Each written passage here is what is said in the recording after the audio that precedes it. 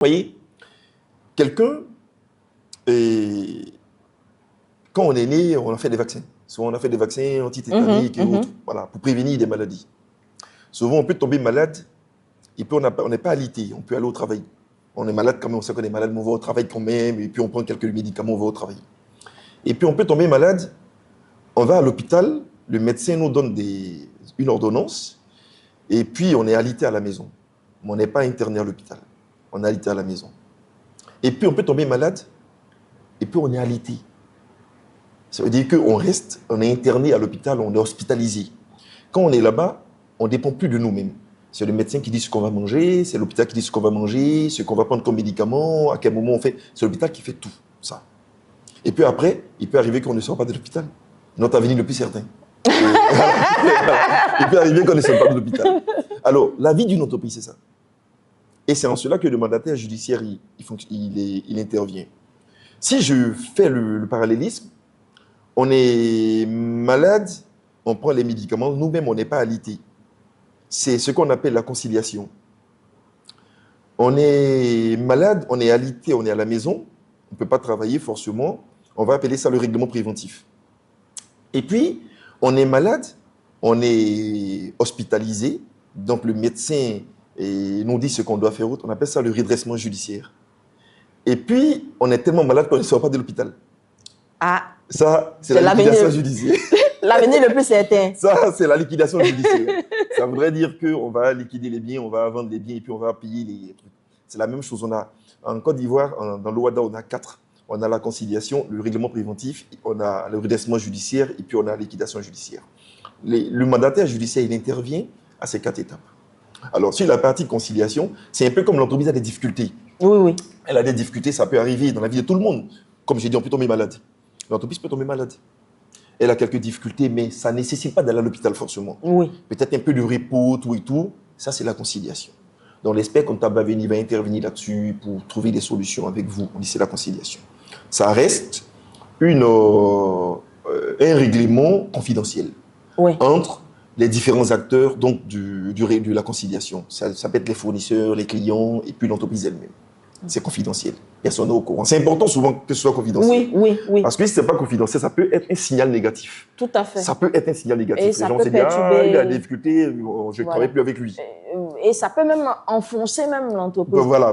Donc, la confidentialité ici, ce n'est pas pour cacher les choses, mais c'est pour préserver quand même la réputation de l'entreprise. Parce qu'on part du principe qu'elle va sortir de cette situation. Elle va sortir de la situation. C'est important. Donc, la conciliation, c'est la partie, donc elle est confidentielle. Ça reste entre les différents acteurs. Tout à fait. Et puis, après cette étape, ça peut être le règlement préventif. À la différence de la conciliation, le règlement préventif, lui, c'est pratiquement la même réalité, mais lui, il est public.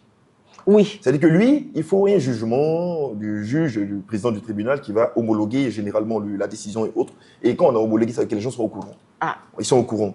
Mais ça voudrait dire que le problème est un peu plus sérieux que la conciliation. Mais est-ce qu'à ce niveau-là, les signes avant-coureurs, est-ce que c'est pas ce qui fait que certains dirigeants hésitent à... Oui. Parce qu'en fait, c'est presque un aveu d'échec. Et puis l'ego prend un coup aussi. Hein. Oui, bien sûr. Alors quand on attend, j'en parle parce que je veux quand même que tu exhortes les gens quand même à s'ouvrir, à accepter la réalité, ne pas dans le déni, pour éviter que la situation s'aggrave. Parce que quand ça s'aggrave, c'est là que ça devient public. Ah, voilà. Donc, ce que tu dis est vrai. Et tu as raison de dire ça. Donc, on a ce règlement préventif qui, lui, devient un peu public, on va dire ça comme ça, parce qu'il y a un jugement qui se fait, on va homologuer le jugement tout et tout pour que les poursuites, au cas où tes différents acteurs veulent te poursuivre, ça s'arrête. Voilà. Parce qu'il peut arriver quand les gens tu dois de l'argent à quelqu'un qui peut te poursuivre. Hein. Oui. Or, l'intérêt du règlement préventif, ça fait que les poursuites vont s'arrêter. Tout à fait. Pour que tu puisses sereinement commencer à relever le business. Et puis, quand on a dépassé ça, on est dans le cadre souvent des cessations des paiements.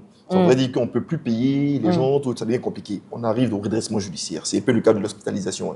Hein, où le médecin maintenant va prendre en main votre santé. Et puis va dire, il ne doit pas manger ça, il ne doit pas faire ci, on va te mettre des sérums, on va faire ceci et autres. C'est le redressement judiciaire. Et donc l'expert comptable, enfin je veux dire, le mandataire judiciaire, il intervient à ce niveau. Il est celui qui pourra être le dirigeant de la société de manière provisoire.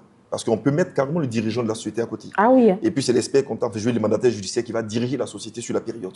Le temps de redresser la société et puis ensuite la redonner au dirigeant. Généralement, quand on fait ça, ça voudrait dire que l'entreprise est encore viable. Donc il faut remettre les ressorts, tout et tout, et puis mettre sur les rails, et puis on la redonne aux dirigeants. Maintenant, il y a le cas où, carrément, vraiment, on va tout faire, mais ce n'est pas possible. C'est là, on va vers la liquidation judiciaire. Tout à fait. Et là, le mandataire judiciaire, il intervient en tant que liquidateur généralement, ou bien en tant que, en tout cas, mandataire judiciaire sur le sujet.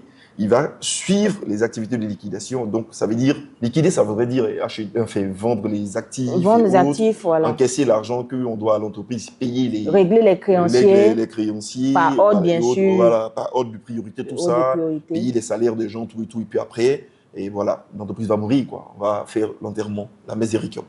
Donc, en gros, voilà. Il dit la messe des requiem. C'est pas le mandataire judiciaire qui va faire la messe des requiem. Non, c'est pas le mandataire. Voilà. Je tiens à vous rassurer, c'est pas le mandataire qui a fait la messe des requiem. Donc, voilà, en gros, l'activité du mandataire judiciaire.